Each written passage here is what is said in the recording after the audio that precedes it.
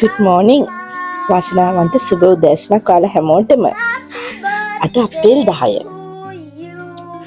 ඉතින් අද මගේ උපන්දිනය. මගේ චූටි පුතයි තාත්තයි ලොකු පුතයි තුන්දෙනාත් එක්ක එක්කව වෙලා උදේ පාන්දර මට ඇහෙනවා දඩින් බිඩින් ගාලා කිචන් එක පෙරලනවා. ඒ සද්දෙම මම දැනගත්ත තාත්තා මොනවා හරි ලොකු දෙයක් කරනවා ඇති කිචන් එකේ. මමත් ගියේ නෑ මොකද මට ඊයේ රෑම වෝන් කරලා තිබ්බේ කිචන් එකට එන්න එපා. ටිකක් දවල් වෙනකන් ඉන්න අපි ඔයාව කෝද්දන්නම් එතකන් චිට්ටක් කියලා ඉන්න ඔයාගේ දවසනේ කියලා. මටත් ඉතින් ලැබිච්ච ලොකු අවස්ථාවක් නේ. මමත් ඉතින් හොඳට හිටියා සද්ද බද්ද ගණන් ගන්නකොට මම හොඳට තව ටිකක් රෙද්ද පරවගෙන නිදාගෙන ඊට පස්සේ කතා කරනකන් ඉඳලා තමයි මම රෙඩි වෙලා ඉස්සරහට ආවේ. මොකද පොඩි දෙන්නට අද ඉස්කෝලේ තියෙන දවසක් නේ. ඉතින් මම කොහොමත් ඒ දෙන්නව ඉස්කෝලේට ඩ්‍රොප් කරන්න ඕන නිසා ඔන්න මම ආවා. ඇවිල්ලා බලනකොට මෙන්න මේ බලන්නකොට චූටි ලස්සන කිරිබත් කේක් එකක් මට හදලා තිබ්බා මගේ ආදරණීය හස්බන්ඩ්. රාත් හදලා කපන්නත් ලෝබයි. ඉතින් ඔයාලා දන්නවනේ මගේ ගෙදර හැම ලස්සන දවසකම මාසේ පළවෙනිදා වගේම අපේ ගෙදර හැම සුබ දවසකම මේ කිරිබත් එක අනිවාර්යෙන් හැදෙනවා. ඉතින් අදත් ඒ විදිහටම මගේ අතින් නොවුනත් මගේ ආදරණීය හස්බන්ඩ් අතින් මේ දේවල් ඒ විදිහට ලස්සනට කළා යාමට බුදු පහනක් තියන්න ලෑස්ති කරලා තිබ්බා. ඉතින් මම බුද්ධ පූජාවක් තියලා පහන්පත්තු කළා මගේ දවස. මගේ ගෙදර හැමෝටම ස්තුතිවන්ත වෙන ගමන් මම විශේෂයෙන්ම ස්තුතිවන්ත උනේ මගේ හදවතින්ම මගේ දෙමාපියෝ දෙන්නට අද ඒ දෙන්නා මට මේ වගේ ලස්සන ජීවියක් දුන්නට මගේ අම්මට තාත්තට ගොඩක් පිං.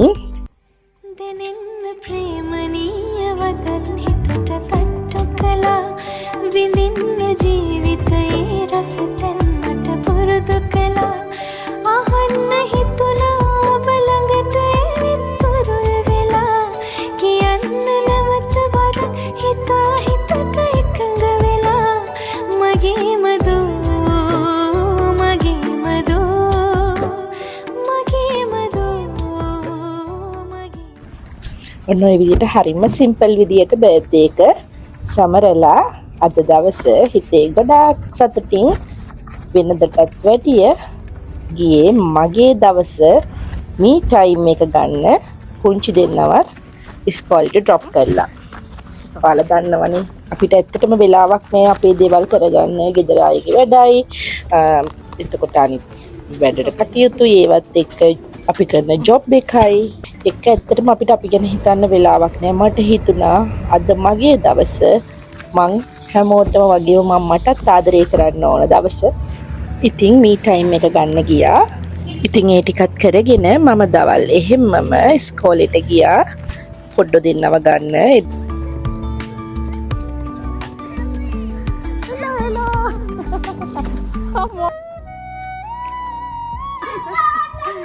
Happy birthday Manju. Thank you. අනේ මල් ටික හරි ලස්සනයි. Thank you Manika. අද දවසේ ලස්සන සතුට විඳින ගමන් අපි පුංචියට ෆොටෝ ෂූට් එකකුත් කරා. මොකද මං හරි ආසයි මේ මාපිට දවසක ලස්සන මතකයන් එනවට. අපි වයසට යන්න අපේ දරුවෝ ලොකු වෙද්දී යාලත් මේව දකිද්දි ගොඩක් සතුටු වෙයි කියලා හිතනවා. ඉතින් මතකයන් කියලා කවදරි ඉතිරි වෙන්නේ අපි ගන්න ෆොටෝ එකක්. අපි මේ ගත කරන සුන්දර කාලය විතරනේ. ඉතින් ෆොටෝ එකකට වීඩියෝ එකකට පුළුවන් අපේ ලස්සන සුන්දර මතකයන් ආයෙ මතක් කරලා ඒ දවස් තුල නැවත නැවතත් අපිව ජීවත් කරවන්න පුළුවන් කියලා මම විශ්වාස කරනවා. ඉතින් මේ සුන්දරත්වය උපරිම විඳින්න මං හරි කැමතියි.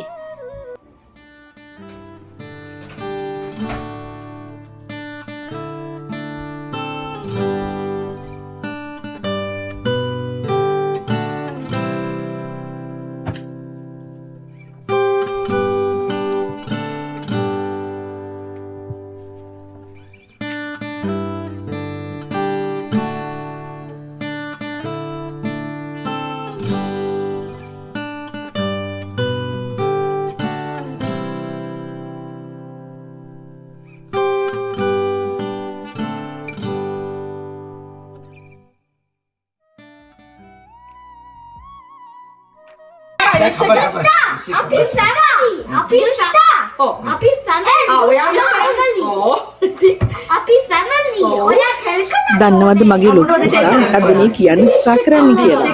එයා කියනවා මං කැන්ඩල් ටික බ්ලෝ කරද්දී මගේ විශ් එක මොකද්ද කියලා කියන්න ඕනෙලු. අපි ෆැමිලිලු. ඉතින් මම නම් ජීවිතේට එහෙම අහලා තිබ්බේ නෑ. මන් දන්නේ ඔයාලා එහෙම දෙයක් දන්නවද කියලා. ඔයාලගේ විශ් එක ෆැමිලි එකේ අයට කියන්න ඕනේ කියලා. එහෙම දෙයක් ඔයාලා දන්නව නම් ඒක ඇත්ත නම් ඒ කතාවේ එහෙම දෙයක් තියෙනවා නම් එහෙනම් මට කමෙන්ට් එකක් දාගෙන යන්න මොකක්ද ඒ කියලා. ඉතින් ආයෙත් දවසක මේ වගේම වීඩියෝ එකකින් හම්බ වෙනකන් ඔයාලා හැමෝම ආදරෙන් සතුටින් පරිස්සමෙන් ඉන්න. ගිහින් එන්නම්. දෙනින්න ප්‍රේමණීය වදන් හිතට තට්ටු කළා විඳින්න